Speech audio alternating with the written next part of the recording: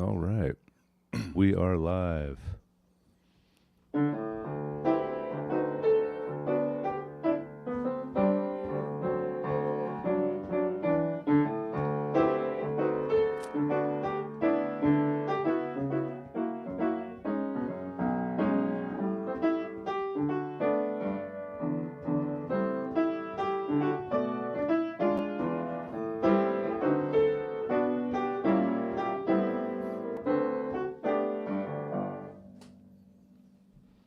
All right, Steve, thanks so much. That was Feeding the Cats by Steve Cleveland. So, yeah, we're going to get the show going today. We did one last week, first time, and I think things went pretty well. I had some audio issues that I'm hoping we can fix for this week. And a working title at the moment, Russell's Wall of Sound. Who knows? It will probably change by the week for for a little while. But this week we were lucky enough to get my friend David Rovics to come on the show and talk a little bit about how to start a successful podcast and how to keep one going. And how that ties in with what his I think true passion is: songwriting, traveling, and yeah, music. So I met David just by running into him at the apartment complex that we lived at. I moved in, and my girlfriend at the time was familiar with David's music, and so introduced us, and so my relationship with David has been mostly just in real life, but David is also one of the most prolific songwriters that I know, and it's just incredible what he's built, I think, which Steve has been kind of doing some research and trying to get more familiar with David's canon. So what are some of the things that you've... Well, I too am amazed at just how prolific David is, and he travels internationally. He's been touring, and he's internationally recognized. He's publishes articles in Counterpunch, and I think on his blog, and just a prolific songwriter and writer, and podcasts, and has great advice for musicians, traveling musicians, and so that's what I know. I don't know. Well, we should probably get him up and give him a chance to defend himself. I think so. With attacks like that, what kind of defense might I need to mount? That's great. Wonderful. How you doing, David? Great, Russell. How you doing? Good. The idea of me having any advice about a successful podcast, it just makes me laugh, because I think I still only have like 99 subscribers, I don't know if there's some kind of glitch with it. It never seems to go into the triple digits, Oh, interesting. But I mean, it kind of like on the actual podcast application, I think, but other places it gets heard a little bit more. But I think one of the things that always, when in terms of any kind of advice on anything, I think that for all of us, I'm sure for you guys, you can relate. I think all of us musicians have this chronic, cup half full, cup half empty thing going on. Like we never feel like we're really successful, and we always, but I mean, that's, I think, no matter how successful, I think everybody feels like they haven't made it yet, including the rock stars. It's probably true. But as a podcaster, I think I definitely haven't made it yet. Well, I've really enjoyed your podcast. I'm kind of new to it in the last year, but I think it's been really interesting to, hang out, talk with you, have these things come up, and then hear it, like come up on your podcast, like a day later. Yeah. And yeah, I'm really impressed by your ability to take an idea, make it personal, and tell a story. Yeah, that's what I am trying to do with those. I mean, with all my podcasts that are just like me talking, basically, it's just an essay that I wrote that I often might have sent to Counterpunch, whether or not it's published there, or that I published on Substack in written form. That I also do an audio version of, which is becoming more and more sort of the normal thing that people are doing. A lot of people on like writing on Substack, they do a podcast version of their pieces.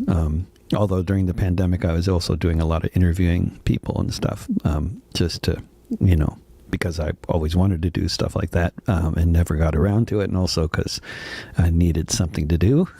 Obviously, touring was not one of the options. But, yeah, I mean, in terms of writing, though, whether it's a podcast or a written piece, I mean, I find it's so much about telling the story or having, at least, even if you're just trying to make some kind of a political point, make up. Yeah, even if you're just trying to make a political point, if you can do that in the context of your own personal experiences, I think it makes it so much more powerful and so much more interesting to people. I think we humans are basically story-oriented creatures. We're very musically oriented and we're very language-oriented. And I think the kind of language that we really are most interested in as a species is the kind that tells a story. I'm pretty sure it's like totally hardwired in our, like, really maybe not quite the lizard part of the brain, but somewhere close, The mammal brain. Yeah, the mammal brain for sure. Yeah. Same for songwriting, I would add, actually. I mean, songwriting, it's all about telling a story. It's all about, one story, I think, usually, not two.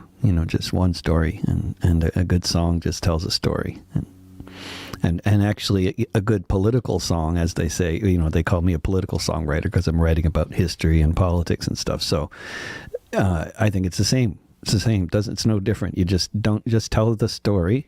And maybe the most important thing to add as far as political songwriting is don't tell us what you think and don't tell us what you feel, because that's the first thing that political songwriters are apt to do is bang you over the head with what they think of everything. But if they do that, then it doesn't give us as the audience a chance to come to any conclusions. Usually, intellectually or emotionally, that needs to be left for the audience to do. So I think that in order to do that, you just don't use adjectives telling us about what you think and feel about all this. Let the story communicate that, or even just ask questions. The Socratic method is great. Just anything other than telling us what you think and feel, because that takes our ability away in terms of having those thoughts and feelings. It's just the way it works, I think. Yeah. Yeah, that's beautifully stated. I think I totally agree with all of that. Yeah, stories. Yeah, rather than being bombastic or telling people what to think, like you said, or telling people what you think. Like stories. We all, I think it is hardwired in human beings. Stories. Yeah. Yeah. So I guess maybe we could jump back a little bit and say, like, during the pandemic, you said you were doing a lot of interviews, and but you kind of stopped doing that. Was that? I guess that kind of makes me think about format a little bit, and that's the first thing that came to mind for me is, like, there's so many ways you could roll a podcast. What is something that, like, works and that you can continue doing. I kind of don't love doing this kind of online interview. You know what I mean? For me, they oftentimes don't look as good or feel as good as like when people are in the same room. Yeah. But they're getting better though. That's all getting better. Mm-hmm. Yeah. Yep. But is that something that you kind of strayed away from for just because of like technical reasons, or was it sort of emotionally taxing to have this kind of conversation? Because for me, it's like having a normal conversation is really brings me a lot of like joy and a lot of but a conversation where you're interviewing somebody is much more intense. Is that one of the reasons that you strayed away from it, or is it more along just the technical lines? It was really I mean what you're saying is definitely resonates, because it was a real job, and it was tough. I mean, I made it a job for myself. I mean, I definitely, you were doing several a week, right? Yeah, exactly. Yeah. I mean, I was doing it 4 times a week. I was running an open mic every Monday, and then doing interviews every day, Tuesday through Friday, and it was so. I remember too that you sort of casually are mentioning like, I wrote like 100 songs or so, but that's whatever. You were so humble about it. Writing songs. Yeah, but of course I wrote lots and lots and lots of songs. I mean, I did, yeah. There's a lot you just to took write it for about. granted that's just that's what you do. But for me, I mean, sorry, just to back it up again, like I find it so difficult just to get from. I can sometimes write a verse and a chorus that I like, but to get the 3 verses chorus with the what do you call it, the link between the bridge and the chorus, Right, pre-chorus. Like pre-chorus, right? Kind of getting those little things in there, and like all these things I rarely do, pre-choruses and bridges. Although I love pre-choruses and bridges, they can be so great, And I've learned other people's songs that have pre-choruses and bridges, and I think, wow, this is cool. And I only just learned it was called a pre-chorus like a couple months ago. Yeah. Actually, when I rewrote slightly rewrote Richmond North of Richmond, which I think is a wonderful song, but for a few lines that can easily be changed, and that song has a pre-chorus and a bridge, although it's like it sticks with the same 4 chords the whole time, but it's still, at least according to the lyrics transcribed where I saw it, they were saying this part is the pre-chorus and this part is the bridge. Usually they differ a bit more musically than the other parts of the song, but I mean, I think is that song the dreaded 1564? Oh, it is. Yes, it is. I believe you're right. Yeah, and which I've used like so many times. And driving my daughter Layla when she was younger, listening to pop music all the time on the radio. And I'd be driving her to school and listening to the pop radio, and I realized that there is a new hit with that exact 1564. Yeah. Every week there's a new pop hit using that chord progression. I don't know how that they can kind of make it seem new every week, but they do. It's definitely, I'd say, more popular than 145. Yeah, I think 145 1. Well, yeah, that one 156. I always forget how it goes, but it's like G, D, E minor, C. That Yep. That one. Yeah. Yeah. There's something about it. I guess it just gives you a little bit of everything. Ending on the 4 chord, it sounds a little holy. Like. like yeah. Is that it? The 1 5. And or that's close anyway. 1 5. Was it? And then 6. You can No, you said always E minor. build. It's a great one for building the vocals. For you can keep on going up and up and up, and it's a wonderful or down. I mean, it gives you a lot of leeway for what the vocals are going to do on top of that. Yeah. There's a whole. I mean, No Woman, No Cry. That's a classic example. Yeah. In C. Yeah. Oh yeah.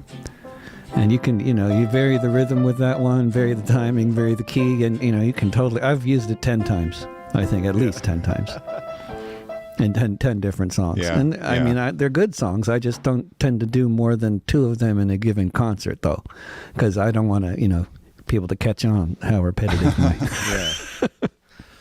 But you mentioned the verse chorus thing. I mean, I think like in Let It Yeah, Be, Let the It way Be. that it does those chords, but Yeah. then it moves on. It- like yeah, then starts it there, changes, and, yeah. kind of does some Mhm. adds like the quick 1/5 thing, and then it has some other parts. And such a good song.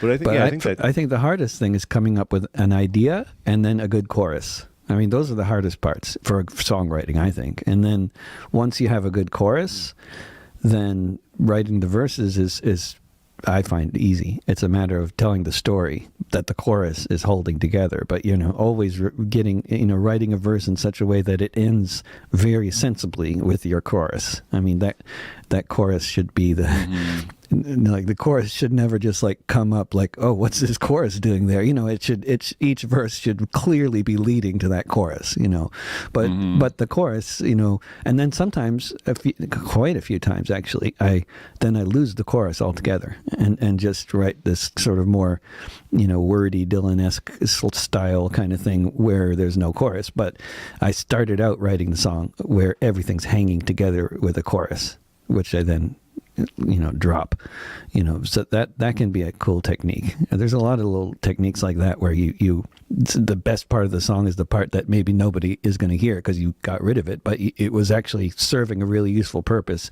as a tool for keeping the whole song, sort of coherent, even like a chorus like that you may or may not actually use.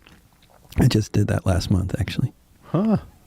That's a cool idea. So the thing that the seed of the song, as it were, which would be the chorus, as you're saying, you could sometimes take that out, and then the song remains and it's stronger, but it's like that invisible thing. Really, it really is a good technique. I think it often works. And I mean, I just thought of the broccoli analogy. I mean, like you need the root of the thing to grow, but what you're going to eat is the flowers, or that's the best part, Yeah.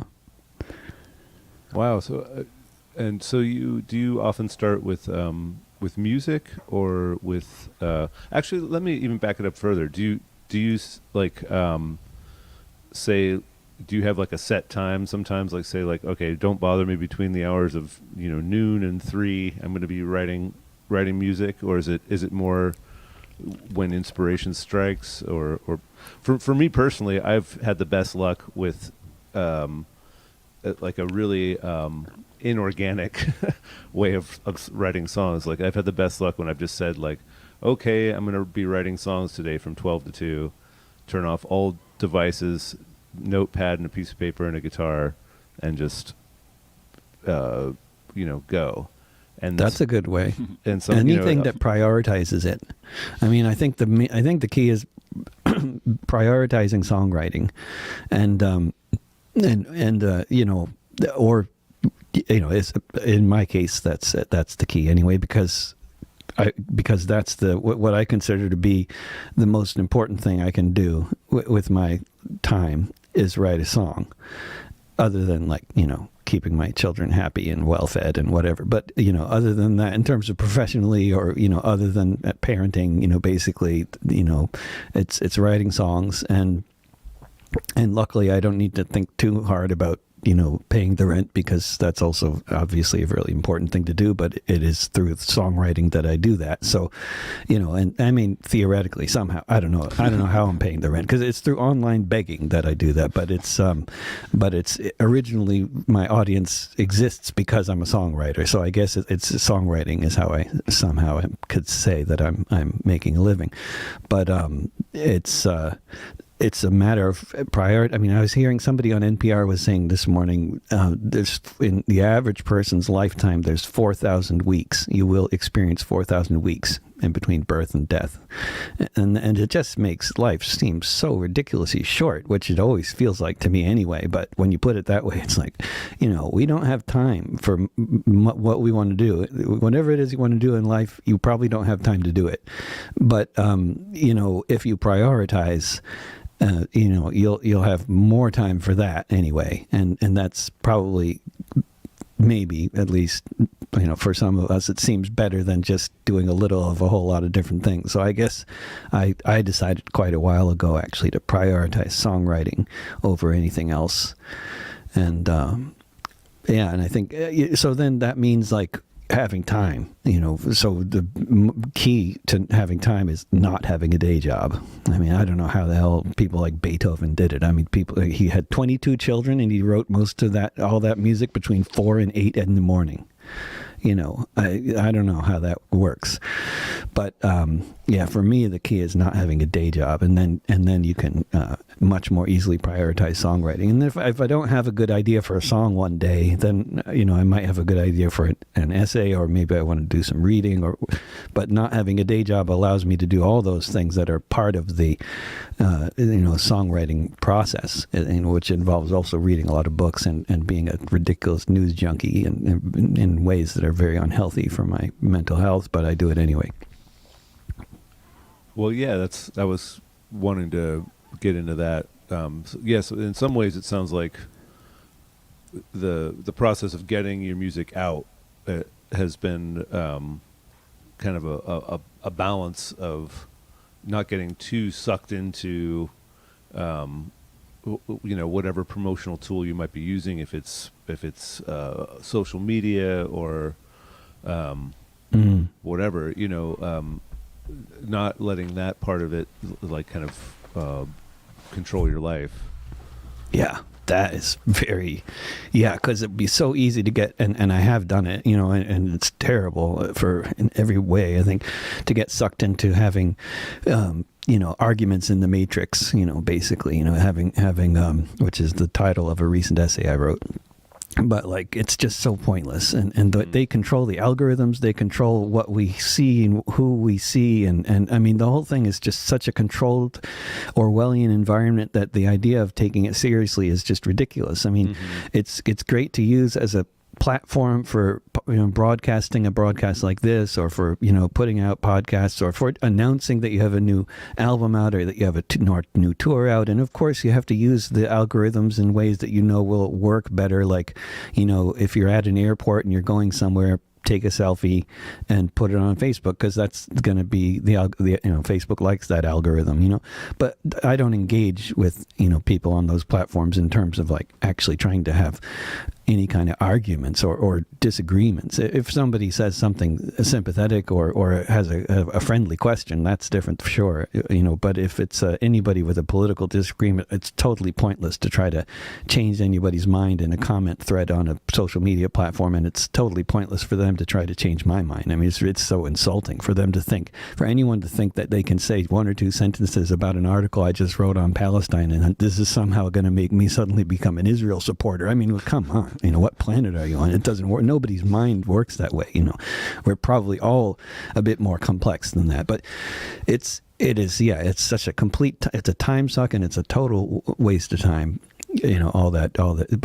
But I do. But on the other hand, when you create music or any other kind of content, you have to be able to, you have to spend time and effort, and you have to have, knowledge about how to promote it and how to get it out there, for sure. And I find myself sometimes just kind of switching gears between creating content and trying to promote it, but I'm much more often in the creating content mode, but then, sort of 80-20 or something like that, but the time that I spend sort of getting the content out there is as strategic as possible, using the different platforms these days, X much more than anything, but yeah, they're all the different platforms have their various pros and cons. Well, and once you get that licked, where you're not arguing with people, and you realize like, oh yes, they want us to argue. This is, they want us to perform, and all those arguments end up being performative, naturally. I think totally. Just because if once you start having a conversation with somebody, or an argument with somebody is one thing, but having it in front of even one other person, suddenly it changes the whole dynamic. Absolutely. But much less having it in front of hundreds of people, thousands of people. So, but yeah, once you've kind of got that squared away, you've still got other, million ways that you could get distracted, right? Like you could get concerned about what videos or what podcasts or what songs, right, actually hit with the public, and go like, oh, we should do more of that, or I should do more of that, and kind of, but which is not, it seems to me antithetical to wanting to move forward as a musician or as a songwriter, or wanting to stay relevant, or not relevant, but stay like current, you know what I mean, with what you're doing. But instead you could kind of get sucked back into this, well, this worked, so I can maybe, have you ever found yourself falling into that before, where you said like one of your most popular songs, St. Patrick's Day Battalion, like did that draw you into maybe wanting to write more songs along those lines, or like write something with that rhythmic feel or that chord progression on that subject, Yeah, that's interesting. I mean, I think like with a song like St. Patrick Battalion, it like the success of that song, in my thinking, is that there's a lot of people around the world singing it, and they have no idea who wrote it, and they assume it's a traditional song that some anonymous person wrote in the 19th century, and that's the best compliment that somebody coming out of the folk idiom like can get, and in the early 60s in the folk scene, a lot of songwriters apparently didn't even admit to having written songs they were singing, because it was so much cooler for people to think that it's not original, that it was written a long time ago. Because everybody in the early 60s, they were in the Greenwich Village scene, they're going for that sound, many of them anyway, going for that old traditional sound. And that's definitely what I was going for with that song, and that's what I'm going for with quite a few songs about history that I've written. Like, I want them to sound like they could have been written in the 19th century. So I did keep on trying to write songs like that, but not because that one kind of became viral, but just because I like trying to write songs like that anyway. But I think the sort of like, writing for your audience, is it's a really complicated phenomenon there, because and I do it all the time, and I think it's a great thing to do, although it can be so problematic at the same time, like depending on who your audience is or what you're going for. Like if you're going for commercial success, and I've never had commercial success in any kind of sense that it's usually meant to, like, a hit or whatever, or enough money to buy a house, or that kind of thing. So I consider myself lucky to be paying the rent, but like commercial success, I don't know if I would qualify for having had commercial success. But even among those who have had commercial success, now I have it. This remind me what we were talking about here. Oh, just getting caught up with with making content for your audience versus making for your. That's where it was. I got derailed there. Which I get, so wanting to do both. Like wanting to like, you're like, oh, cool. This people like this. Maybe I should do more of it. Exactly. That seems very natural to me. Exactly. So I do that, but then the question of like, so the people who are going for commercial success, they want to have an audience that will like what they're doing, and they also know that they can't sing about political stuff. Because they're not going to get a record deal that way, and or at least very unlikely that they're going to be this niche like Rage Against the Machine, where somebody wants to sign you even though you're radicals. That doesn't usually happen. So they know in the folk scene at Club Passim, where I used to go to open mics in Cambridge, Massachusetts for many years in the in the 80s and 90s. Most of those songwriters never write about politics because they want to get a record deal and they want to have a mainstream audience, and they'll sometimes maybe every once in a while write some kind of like mildly political song about a subject that everybody pretty much agrees on, or that kind of thing. But they usually don't want to stick their necks out because they're writing for their audience, and I'm doing that too, but not but my audience, I have no, I have never had any kind of real dreams of commercial success, and my audience is a completely different thing. So, but it is definitely the case that when there's stuff happening, like during the Second Intifada, in 2000, in Palestine, and I knew so many people who are going over there who are involved with the international solidarity movement, and I knew so many Palestinians and in the diaspora and people involved with protests, and I was singing at so many protests, and so all that combined made me want to keep on writing songs on that particular subject, which was, and there's so much to write about, and it all sort of, it's like a snowball effect thing, because you meet more Palestinians, then you meet more people with amazing, tragic stories that you could easily imagine, could make a great song, and so it's a real, it kind of, once you get into it, it just, keeps on happening more, but it's not like there aren't other profoundly important things I could be writing about, but it does. It's I'm definitely writing for my audience in that sense.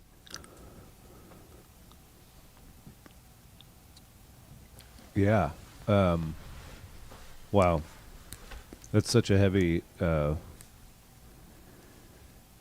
responsibility to write a song representing somebody's real life tragic experience. Yeah, I became aware. I mean, I was aware of the Israel-Palestine situation before, but when I really kind of became, kind of made up my mind about it was when Rachel Corrie was killed, who was somebody that I grew up with, and was not necessarily like a close friend, but was like we had some interesting times. Like, I think you guys were around the same age and from the same town. Yeah, right? Absolutely. Yeah, grew up together, and we went to school together. At different times, I think in like middle school I knew her, and then I think we went to different high schools, and then went to college together at Evergreen. But I think like sometime in there, like in high school, I think it might have been like end of high school, we reconnected and like spent the day like at the beach doing like psychedelics and like great. And I think I introduced her to the phosphorescence. You could throw a rock into the water or move the water around in some way and it would make the water glow. Yeah. And I remember we played with that for an hour or more. Wonderful. And then took her home, and her mom yelled at me before like I could say a thing, and for being home too late? Yeah, for being home, really late, and and then but then I come many years later to hear about all this entire other life that she was living and had lived, like during that and after that. Mm-hmm. This pretty incredible force that she was, and writer that she became, and just wholly different from how I knew her. Anyway, when she was killed, it just was like, okay, they're doing it to Americans now. Like it was a pretty big national story, I believe, for a while there. But these days, I don't know as many people that have heard of Rachel. No, and also she was killed only just days before the U.S. invaded Iraq, so it was quickly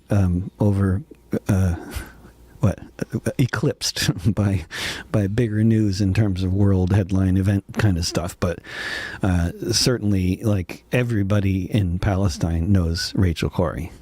Everybody knows her name and her parents. To this day, huh? Oh yeah, everybody. And I mean, certainly when I was there, I mean, of course, in the past few months, the events that have taken place have changed everything, and who knows what anybody will remember by next year, because, you know, we're experiencing it. I mean, this is a genocide we're watching unfold here, and that will make probably anything else seem, you know, irrelevant, I guess. But when I was in the West Bank in 2005, Rachel Corrie's picture, her image, her, you know, in some form or another, photographs, artwork, everything like that was everywhere. And so was imagery of the leader of the Popular Front for the Liberation of Palestine, who had just been assassinated as well, around the same time that she was killed. So those were the two, Abu Ali Mustafa and Rachel Corrie. Their faces were everywhere. That makes me feel good to hear that that she was still around. Oh yeah, yeah. I mean, and also the deep appreciation that people in Palestine have for internationals who came to do that kind of thing was, you know, could not be overstated. It was deeply appreciated, you know, there for sure, and of course still is, with all the internationals risking their lives and losing their lives in Gaza right now, trying to keep some of the hospitals in some state of functionality. Dr. Mads Gilbert from Norway comes to mind. Beautiful man. Yeah, there's not a whole lot of you, right? I mean, I can't think of very many musicians that have written as strongly about that as you have. Can you name some others? It's one of those subjects that even a lot of the more political musicians often avoid, and you know, for reasons of not wanting to kill their careers entirely, because of the nature of the left in this country anyway. I guess Roger Waters is, you know, he's very outspoken. I don't know he's if a wonderful written any exception. songs about it, but very outspoken at least. And it and seems they're rare. out there. It seems rare though. It's rare. Think about some of the more well-known songwriters, and it's like, well, why aren't you writing about this? You know, I mean, Sinead O'Connor probably would. She was quite outspoken about Palestine, but she's gone. And then there's, I mean, one of the best and most eloquent and quite popular as well is a hip-hop artist in London named Low-Key. Oh, yeah, I follow him on X, I guess it's called now. Yeah, definitely. Yeah, he does brilliant songs. Okay, cool. Yeah. He's in London, you say?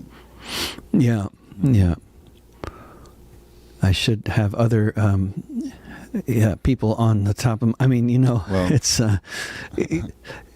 just who else is there doing this kind of stuff? I mean, lots of people. Gilad Atzmon doesn't do words, but right. You know, he definitely writes tunes that are themed, that are supportive of Palestinians.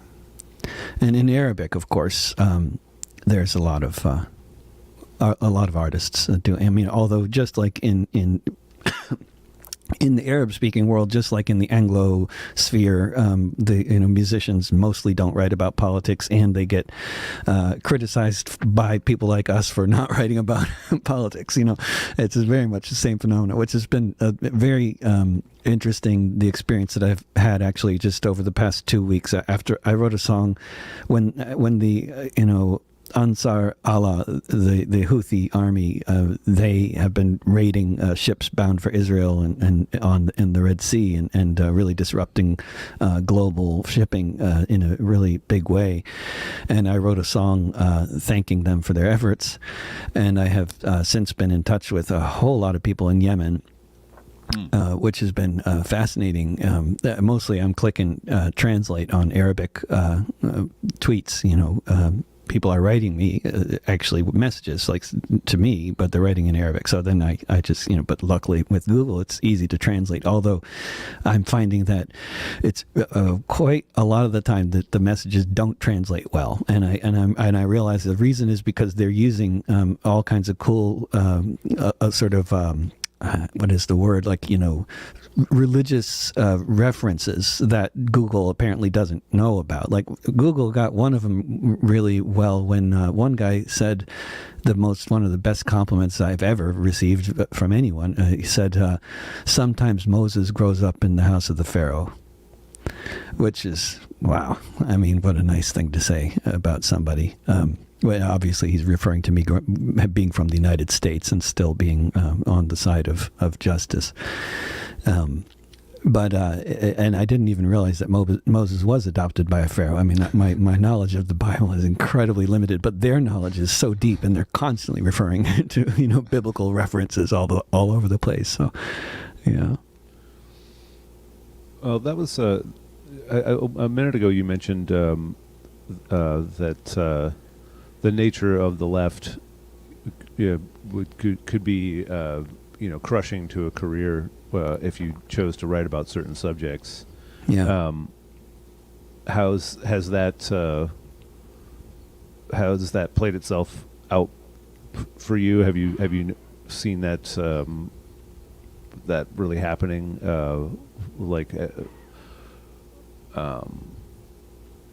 Yeah, I actually I shouldn't ask, because I know, just listening to your pod, that's one of the things that I've really appreciated is that you've talked about sort of the bigger picture of what's going on in the left right now,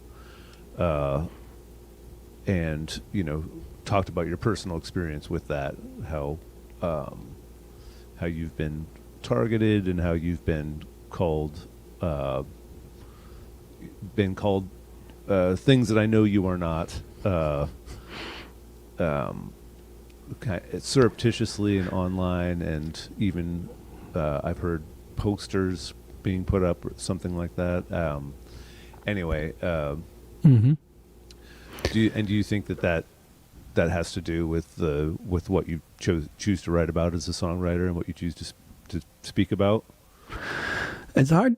It's hard to say with some of that kind of behavior because with a lot of this kind of stuff, I mean, we now are living in, for quite a while now, but especially, since social media particularly, we're living in this period of where it's nothing ever seems to be good enough, and everybody seems to always be subject to some kind of criticism for some kind of transgression, and the sort of nature of the discourse seems to be always around harping and complaining and accusing, and it's not at all about like building a movement or bringing people together or solidarity or building alliances, and it's like all about the opposite of that. It's like how can I find a way to describe my identity so that it is more unique and different and more oppressed than yours, and then I can talk about the importance of sticking up for my identity, which may be shared by like three other people, or it's just this whole incredibly atomized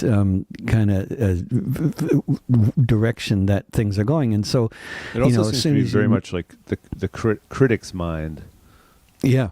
Mm-hmm. We're all critics now. That everyone just kind of lazing back and watching what other people do and going like, yeah, I don't like that, and instead of like actually trying to create your own arguments to the contrary.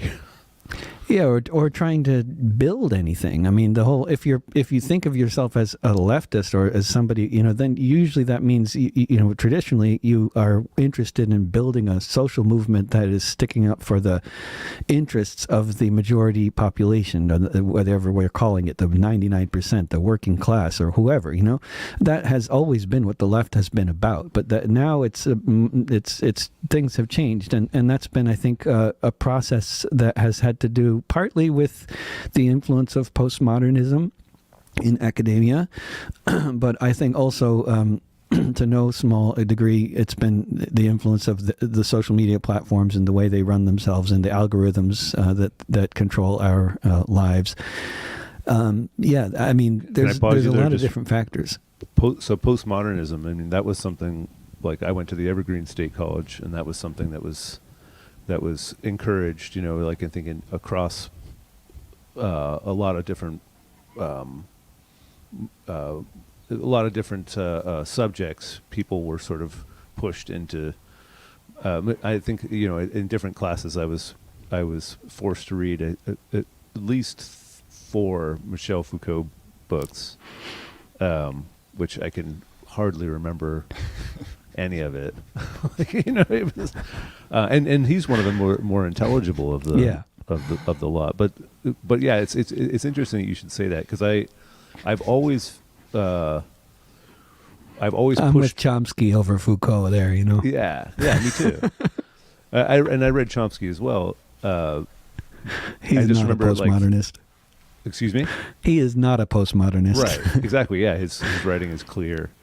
I guess what I always kind of thought was that I was in a complete bubble. I always thought that things that were spoken about there at Evergreen or in the conference rooms and stuff were just a little bubble that would kind of never go out into the mainstream. Until Facebook and Twitter came along. Yeah, exactly. With the social media stuff, it's that whole idea of this sort of contextualized language surrounding social behavior, and then insulting anybody else who doesn't use it properly.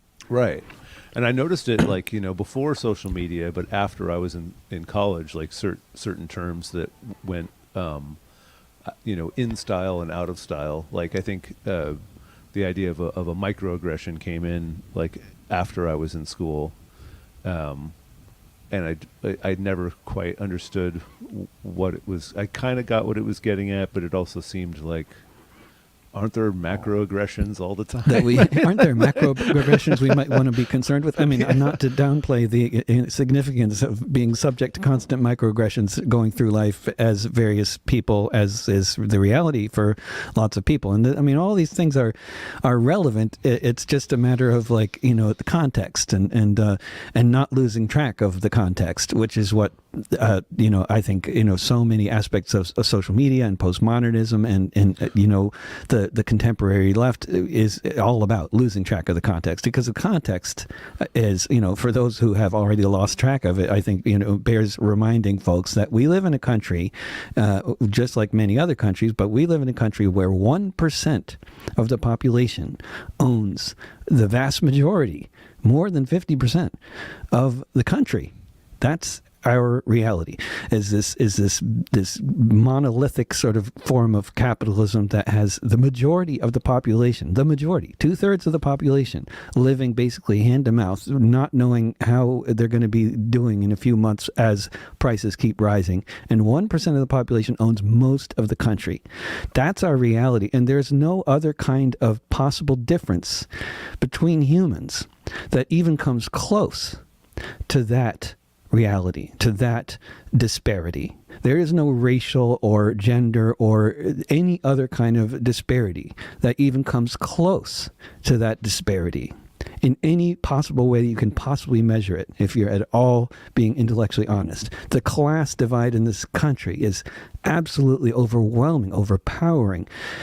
That's the context we're in, and the postmodernists lost that track of that reality a long time ago. The Marxists, the socialists, the anarchists, obviously, or not the modern anarcho-Puritans are another form of postmodernists, but traditionally the anarchists and the socialists and the communists, all what they have in common historically is understanding that the context is this capitalist system that is that we all are being divided and ruled by. But now we just divide and rule ourselves, through, social media nonsense, calling each other names and all this kind of stuff. But having said all that, I'm not sure how much of that has anything to do with necessarily my career in this country being, sort of stifled by the left. Because the left also, like even the traditional left before all the postmodernists and before all the social media attackers and all this, also had a Zionism problem. I mean, there's been sort of ardent supporters of Israel, as they call themselves, in prominent places on the American left ever since the State of Israel, I think, has been formed, and that, I think, has certainly kept me from ever once having a gig at a folk festival in this country. Wow.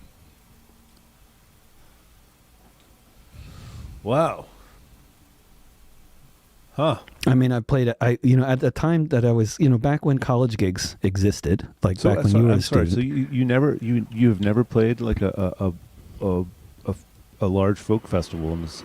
Not even a small one. Huh. I mean, Pete That's Seeger surprising. invited me to the Clearwater Festival one time, but I was actually going to Ireland. And this was, before I had a musical career when I was quite young. But that was the only. I was the closest, and that was also before I ever wrote a song about Palestine, and that was 1996, and that's the closest I ever got to playing at a folk festival in this country. Wow. I've played at folk festivals in Canada and in Europe, including really big ones, but not in this country. And I think that it has a lot to do with it. But and it was at a time, 20 years ago, I was playing on college campuses all over the country, but for small student groups and playing for the anti-war movement and in all, there was lots of places on the left and on college campuses and in culture and society in general where I could be welcome, even with my pro-Palestine songs and views. But the sort of less political elements of society that are still sort of where there's still left influence and where you can see the kind of left discourse that is present in a lot of the sort of in the program. I mean, talking about the folk festivals in this country, they are not run by conservatives generally, mostly. Some of them are actually, but mostly they're run by politically progressive types. But there's a limit to that, and all you need is one Israel supporter on the board of a folk festival to shoot down having me ever playing at it.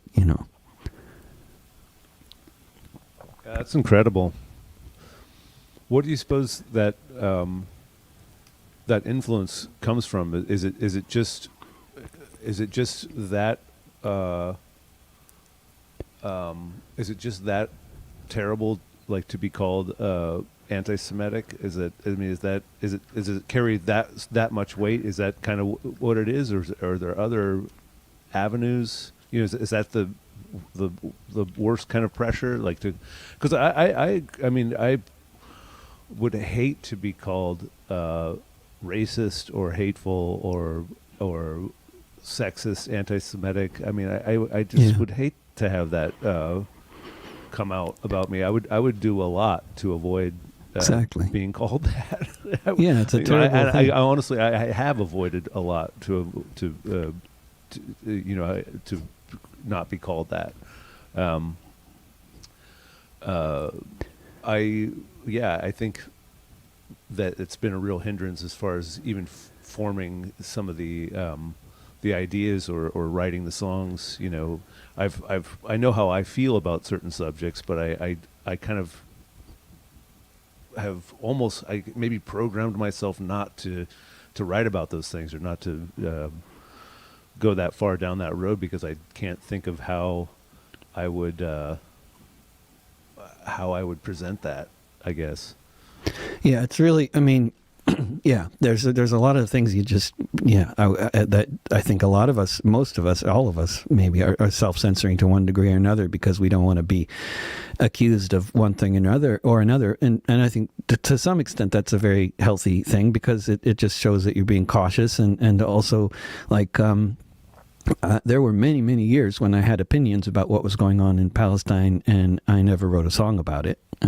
But it was just pretty early on in my career that I did write a song about it. But I was very busily performing all over the country throughout the late 90s and last half of the 90s or so, and without ever singing about that, because I had no songs about it. I had opinions, but no songs. And then, but it was in 2000 that I wrote a song, and then that it had an influence in all kinds of ways, mostly positive. I mean, I'd say, because it's not like I was having success as a, playing in mainstream circles anyway, up till that point. But the possibility of having such success was, I think, pretty much eliminated as soon as I wrote that song. But I think it's not just about people being scared of being accused of being anti-Semites, although that is a big part of it. But it also is, with this particular thing, this particular phenomenon, It has a lot to do with Jews being actively a part of the folk scene and on the boards of folk festivals. And about 60% of Jews in this country identify with the state of Israel. It's 40% don't, and that's great. And I'm one of that 40%. And it's nice to say that I'm not part of a small minority of Jews that rejects, that considers the state of Israel an apartheid state. That's 40% of American Jews consider Israel to be an apartheid state, according to a poll I heard about recently. But that leaves the other 60% that doesn't, and those are the folks who have members on the folk, boards and donate money to the community radio stations and Harvard and whatever, Yep.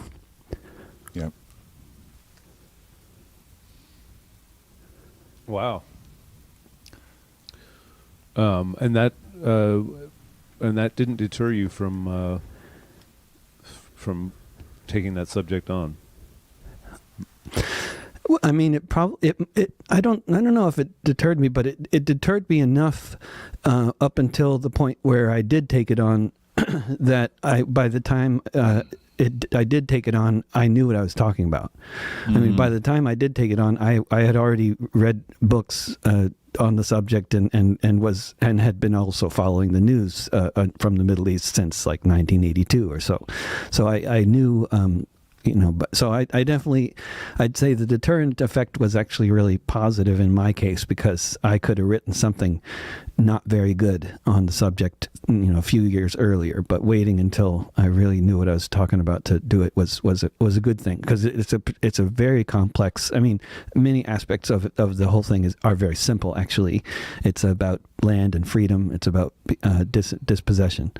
It's about settler colonialism. But on the other hand, all that is also very complex. The history is very complex. The politics are very complex. And if you don't know a lot, then it's a very hard conversation to get into, because you're going to be dealing with people who have very different opinions and also know a lot about the subject. So you gotta know what you're talking about, or else it's probably best to avoid the subject, because otherwise you'll just somebody's gonna make an argument you can't respond to because you don't know what they're talking about. Yeah. It's not like you need to speak Hebrew or anything, but you do need to know some history. Mm-hmm. Right. Well, that relates to songwriting generally, right? That you kind of want to know what you're talking about. and although you can write a great song that sounds completely convincing, like you totally know what you're talking about, even if you don't. And the key there is to know that the person whose article you're basing your song off of knows what they're talking about. So if you trust that journalist and you write a song based on their article and don't change any of the details and don't make anything up, and make sure that any detail in the song comes directly from that article, and don't make any assumptions that you know anything about what you're writing about that isn't in that article, then you can write a good song from an article, and it can really work. And I've done it. And I've also failed to do it too, by adding a detail that I didn't, research, that wasn't in the article, that I assumed, and then finding out that, some really ridiculous thing that I should have known about, like Muslims pray with their shoes off. That's just the example that from the song I wrote like 22 years ago, where I made a reference to people being barefoot, but it wasn't because they were, praying. It was because they were in destitution, But it's an important in that particular song. It would have been an important thing to know, and to not make this line didn't really work, because they're always praying with their shoes off, so you can't, so it didn't work, But that's the kind of thing where but if I had stuck to everything else in the song worked, except for that line. So you can, you don't need to be an expert, I think, to write a good song about, history or current events, as long as you're staying very true to a text of some kind that is, based on reality. So who are some of your favorites? I really like what you do, not just with the words for your songs, but harmonically and melodically, it seems like you are always changing it up. Like I can, it always sounds like a David Rovics song to me, but definitely I can tell that you get kind of enamored by certain chords, certain progressions, and like sometimes certain scales. I can kind of tell that they're like, I want, it seemed like you were like working a newer idea into that song, and kind of using, having the song be sort of like a way to express that. Do you have who are some of your favorite people? Who are some of your influences? One of the biggest was Jim Page from Seattle. Phenomenal songwriter that I first discovered when I was like 19 and got off. Somebody dropped me off in Seattle at the Pike Place Market, and there he was busking, and it was just a mind-blowing experience. I had never heard of him. I never knew that there's anybody writing songs like that today. I was already familiar with Bob Dylan and Phil Oakes and a lot of other songwriters from the 60s who were also big influences. But in terms of more contemporary living, well, Dylan's alive, but other lesser known songwriters, Jim Page, big time. And then much later in life, I discovered, like maybe in 23 years ago now, Rob Johnson, R-O-B-B, Rob Johnson from Brighton, England, another absolutely phenomenal songwriter in the English language. But then, like musically, I've been definitely, very influenced by Irish traditional music and bluegrass and Afropop, which I listened to for years constantly. But I never even bought a single Afropop album, because it was Bill Watkins at the Morningtown restaurant who was an Afropop fiend, and we listened to other things. He introduced me to Utah Phillips, Dave Lippman, various other musicians, but Afropop was what he listened to most of the time. And I mean, and a lot of it, I don't know even if it actually made that term. I don't even know if we're using that term anymore. But in the '90s, that's what they were calling it, like Torrey Kunda and Baba Mal and the Mal Poets. Sure. Speaking of political songwriters, I think Fela is one of the best. Yeah, fantastic. Right. Fela Kuti. Yeah. I had a question also. I'm really fascinated. Well, that you had a connection with Pete Seeger. I know that Russell has a connection with Utah Phillips. And I was wondering also if you had ever come in contact with John Trudell. Yeah, I'm a big fan of his. I love his work, and I never met him. Although Jim Page was a good friend of That's his. What actually. I thought. I thought they even maybe co-wrote a song. That might be. I don't remember. I also knew Utah. Love Utah, and he was awesome. Also long before I ever met him. He was another one of the major influences as a songwriter on me, for sure. Cool. He's a wonderful songwriter. Yeah, and a lovely guy. And he actually talked like that in reality. Like it wasn't just a stage act, right? And crazy. I mean, I seriously had to look up about 1 out of every 5 words he would use. I mean, the number of old hobo terms that he used in his everyday vocabulary was just astounding. And I really had no familiarity with so much of the.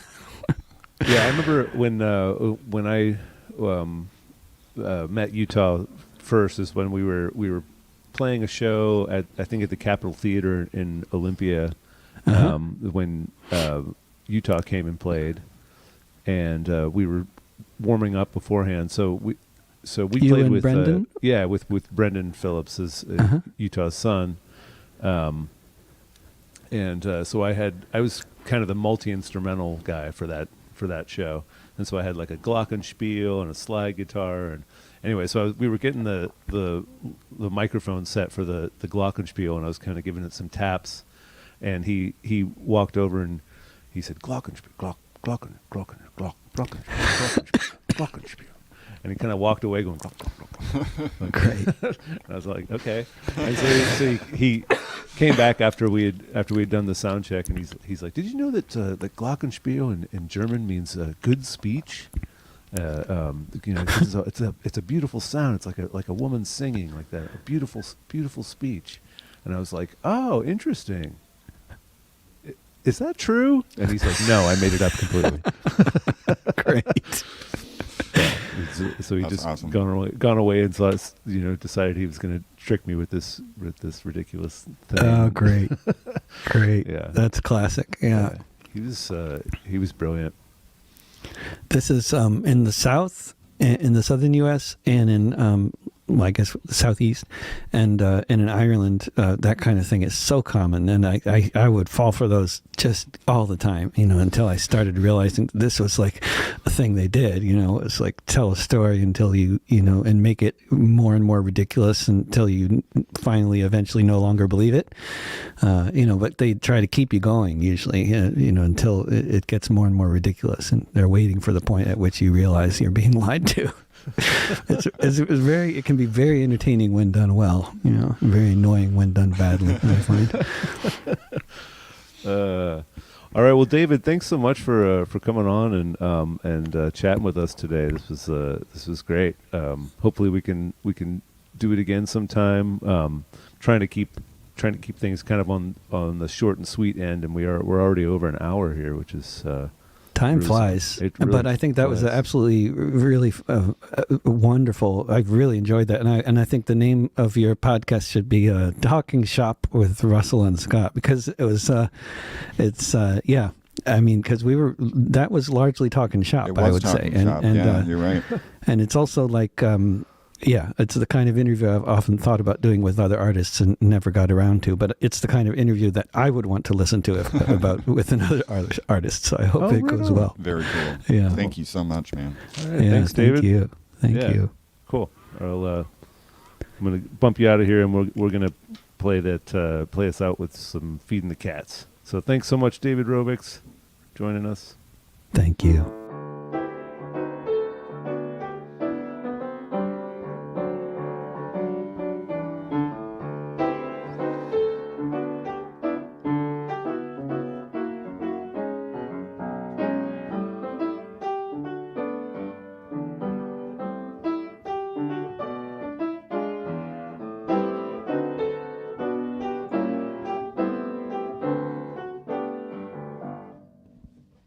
Bye bye.